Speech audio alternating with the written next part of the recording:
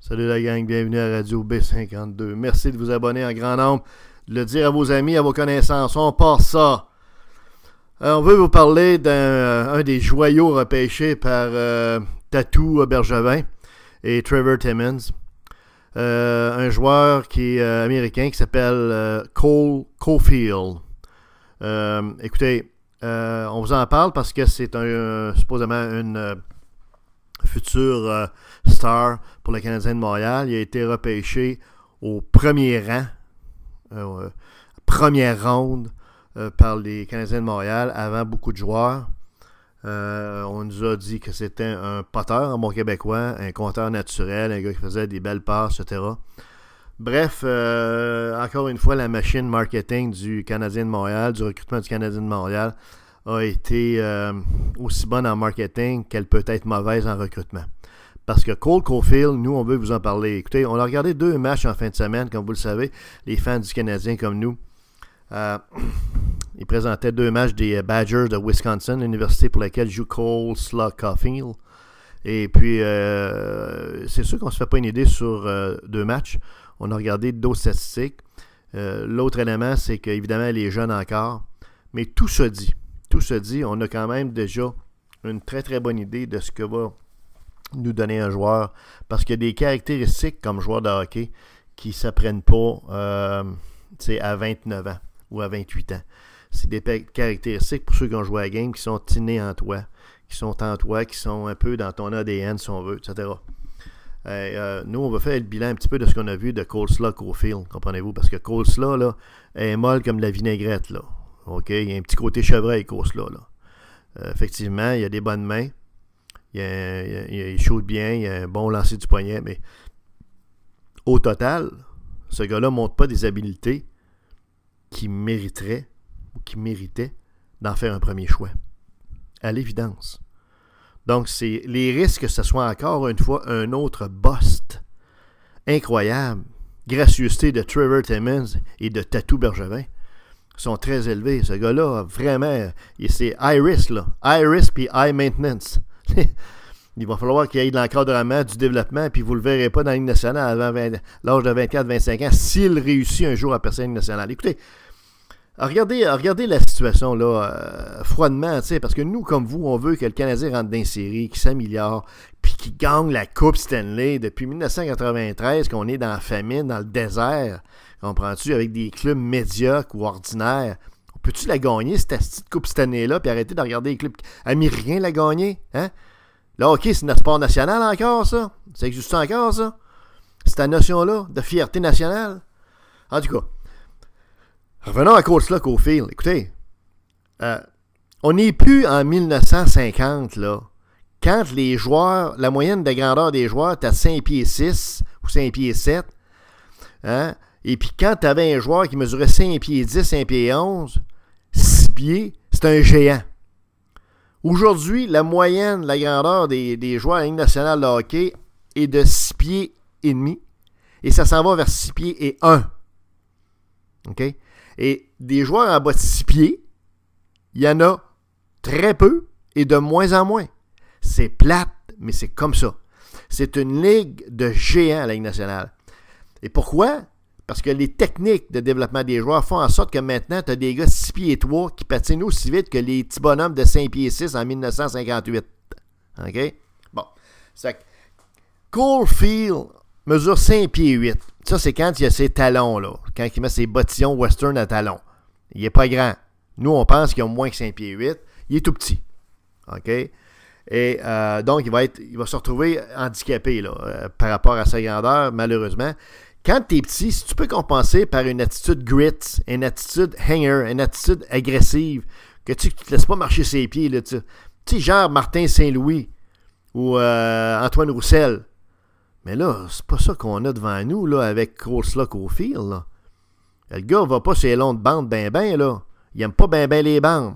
Lui, il aime les 2 ronds rouges à côté du gardien adverse. C'est pas mal sa zone, ça, là. OK? Puis là, il shoot.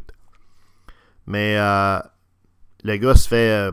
le gars n'a pas vraiment l'attitude hargneuse, là, qui peut compenser le fait que tu es plus petit, tu sais. Les batailles pour la rondelle, il les perd.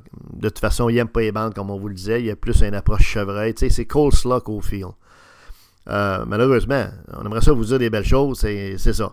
Donc, on a remarqué ça. Ce qu'on a remarqué également, c'est que défensivement, il n'est pas du tout responsable. Bon, on comprend, quand on est jeune, on est moins responsable défensivement, surtout quand on a du talent offensif. On sait tout ça. Mais il n'y a vraiment, mais vraiment aucune notion, aucune connaissance, on dirait, de tout l'aspect défensif du hockey, même pour un joueur d'avant, là. Parce qu'il n'est pas là, pantoute, Coleslaw, là. Dans sa zone, là, lorsque l'autre club adverse, je veux dire, il est tout mêlé, là. Bon, c'est-tu du coaching? C'est-tu une attitude? Bon, c'est un peu des deux. Il reste que ça aussi, c'est pénible. Alors, tu sais, vous avez un joueur, là, qui quand t'es pas agressif, quand t'es pas défensivement très, très bon, même quand t'es médiocre défensivement, ben il faut que t'en pas de début, là, tu sais. Il faut que tu scores. Or, bon, pendant les 2 matchs, il a été moins 5. OK?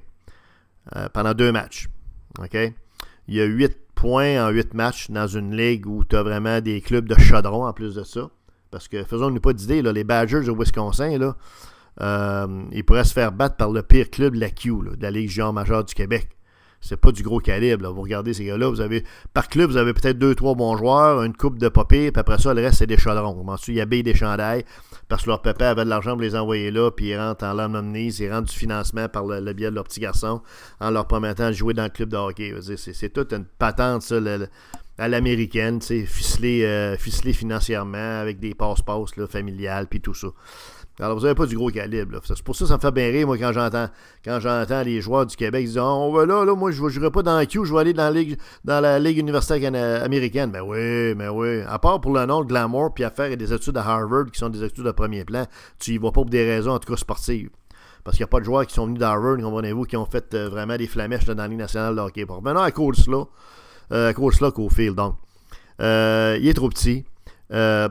Il n'est pas fort suffisamment. Est-ce qu'il va se renforcer? Est-ce qu'il va réussir à se renforcer? Peut-être. Mais des fois, quand les gars comme ça qui sont petits se renforcent puis se boostent, comprenez-vous, eh bien, ils perdent de la souplesse, ils perdent de la vitesse. Fait qu'il ne faut pas non plus qu'il aille trop tôt dans ce sens-là. C'est pas un gars qui joue défensivement. Il est pourri défensivement. Ça a l'air un gars qui a une tête aussi un peu dure. Là, l'année passée, là, pendant le championnat junior, il y a eu des problèmes d'attitude un petit peu avec les autorités, ses coachs et tout ça. Ça n'a pas l'air d'un gars difficile à coacher, mais ça n'a pas l'air d'un gars non plus trop facile à coacher. Fait que monsieur se prend pas pour rien. Là, se prend pas pour une douzaine de bâtons. Il a une très haute estime de lui-même. OK? L'autre élément qu'il faut voir, c'est que Coleslaw Caulfield, il va jouer à l'aile. C'est un allié, c'est pas un joueur de centre, c'est vraiment un allié. Donc, dans la Ligue nationale, veux pas, jouer à l'aile, ça implique que tu es dans ton couloir, puis qu'inévitablement, tu arrives dans le fond de la zone adverse, puis éventuellement, tu te fais rentrer dedans. Tu sais, comment tu te fais vraiment cross-checker. C'est dur, ça joue tough. T'es dans tranché, comme on dit. Là. Puis c'est aussi là qu'il faut que tu montres une habileté, même si t'es plus petit, à te sortir de ça, puis de sortir ça avec la rondelle dans tes batailles en 1 contre 1. Ce qu'un Martin Saint-Louis faisait, tu sais. Mais Caulfield n'a pas montré cette attitude-là, mais pas du tout. C'est un gars aussi qui a l'air à vouloir aller vite. Donc, il a tendance à surestimer passablement, même énormément. Et puis à vouloir tout de suite avoir le cash qui vient avec la job dans la Ligue nationale de hockey. Alors, on va voir ce que ça va donner, mais c'est certainement pas une bonne attitude à avoir.